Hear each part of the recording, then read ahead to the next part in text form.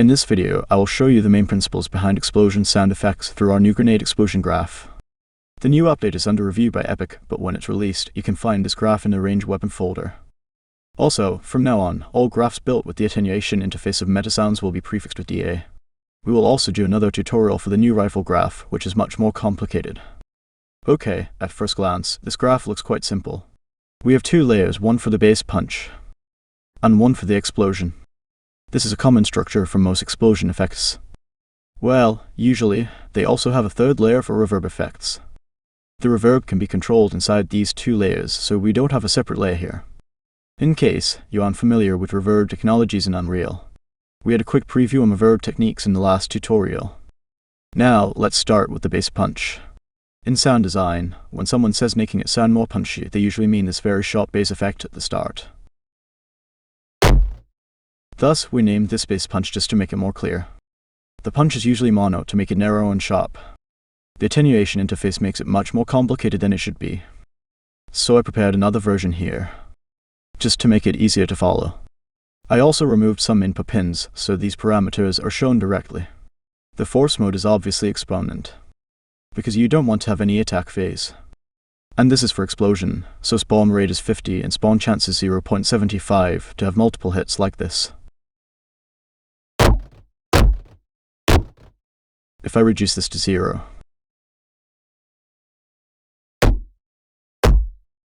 only one impact at the start. Punch duration and punch impact duration will affect the tail of this effect. They don't change the overall feel much. Punch explosion duration has much more influence than the other two. It's very short, around 80 milliseconds.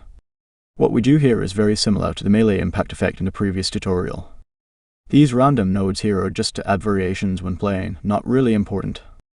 To distort it and make the bass feel stronger, at the start we boost the amplitude by 60 times. Then the amplitude scale is reduced down to 0.1. It's actually easier to explain what this does by viewing the output. You can see that, at the start, the output is clipped and distorted. This is a common technique when making a bass punch on sound design programs. After 80 milliseconds, it starts to decay to below 0.1. Like I have said, punch duration and punch impact duration will affect the tail. But the amplitude is small here, so when you mix this effect with others, it will be very subtle. You can set this to 0 if you don't want the tail. We use 0.1 to make it have a small reverb effect.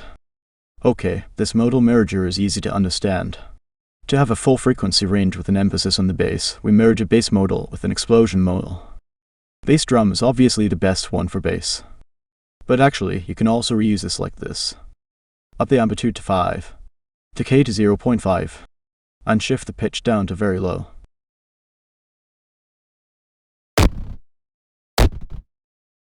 Since we want this graph to be a bass graph for future effects, we do it like this to be more flexible. Now, let's view the one with the attenuation interface. In the Lyra gunshot tutorial, we have shown you how sound designers at Epic build graphs with this interface. It's very interactive, but it also requires much more resources, both in terms of manual labor work and computed costs. Like creating the punch, the explosion, and reverb sound effects at 3 different distances, then cross-fading and filtering them at runtime. Well, an effect, when played at far distance, will have a narrower frequency band and a shorter duration. So the bandpass here is our filter.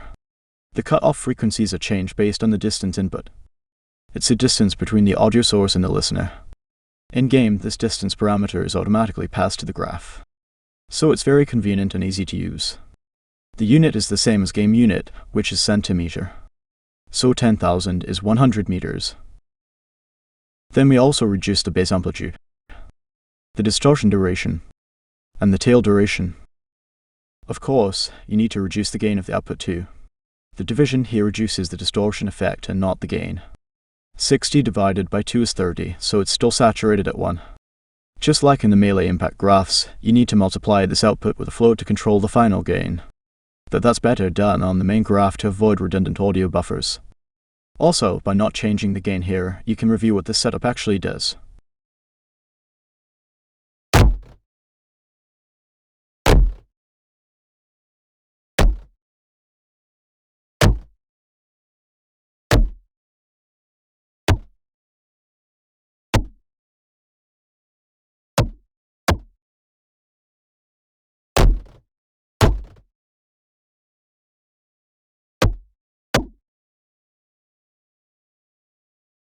So this setup allows us to render the effect at different distances, without having to do cross-fading and post-filtering. It's also very fast and doesn't require much memory. Okay, let's view the explosion bass graph without distance attenuation.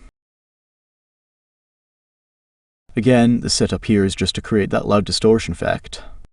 But the amplitude of the tail is reduced gradually by using a DSR node. So the reverb lasts longer and is more dominant than the bass ones.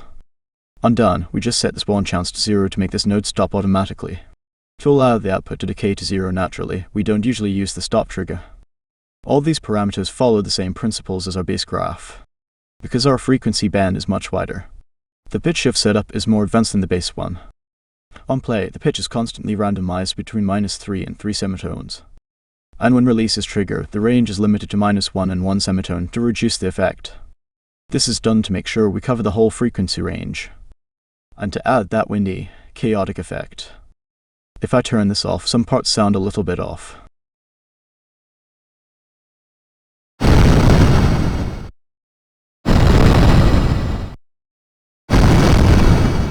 And if I connect it back,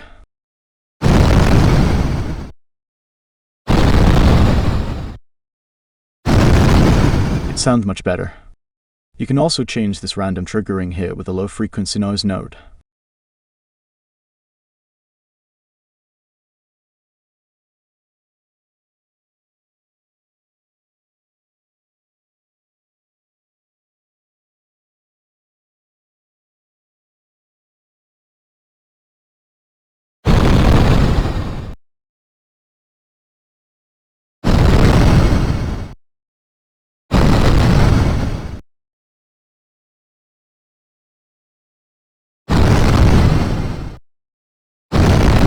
They sound quite the same, though I think the low frequency one sounds better.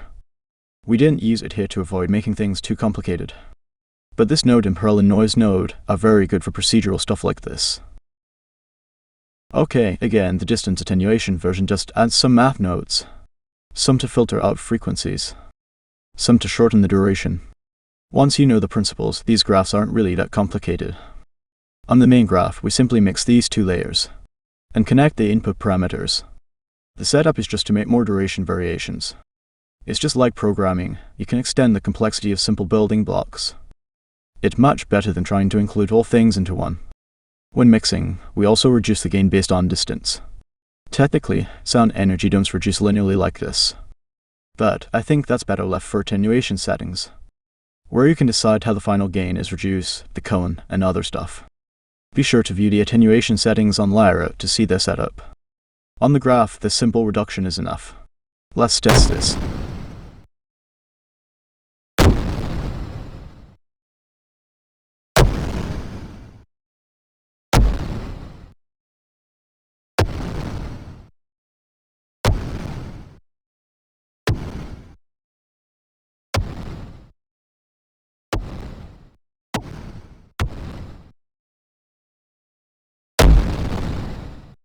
You can see the CPU cost is very low, compared to the one in Lyra.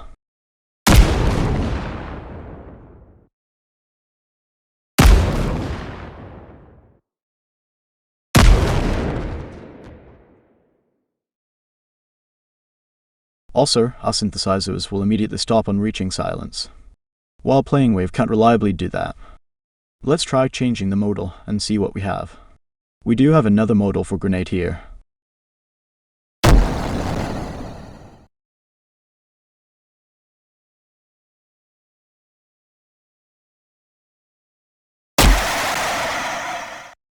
I'll test this with my favorite modal too.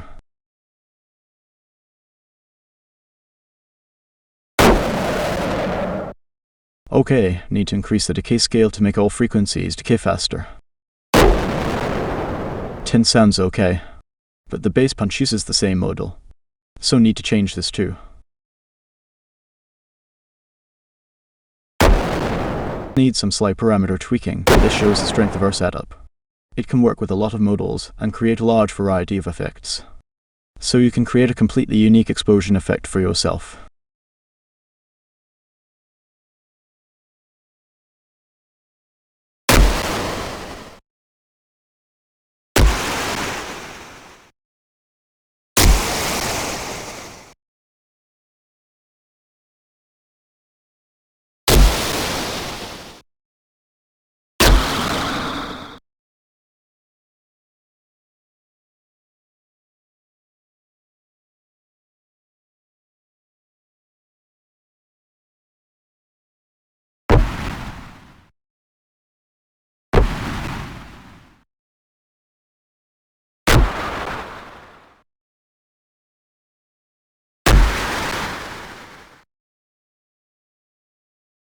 Be careful with metallic modals though.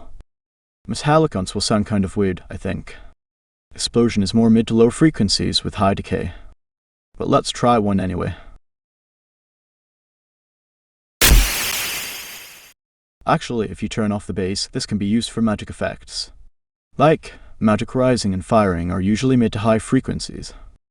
We do plan to add a new category for magic effects in the future. The thing I like about procedural generation is that you can get very interesting results by just changing some parameters. Like this coin shake effect. I accidentally made this effect by typing one more zero into this. One simple mistake, and I now have a graph to generate all kinds of small metallic objects colliding together. At a very, very low cost. The Modal is my favorite one too. But this works with anything.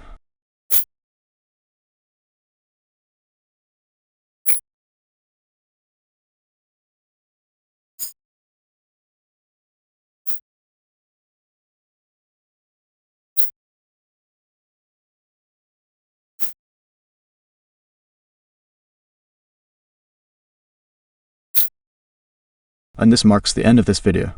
I hope you find this tutorial helpful, and I'll see you again on the next one.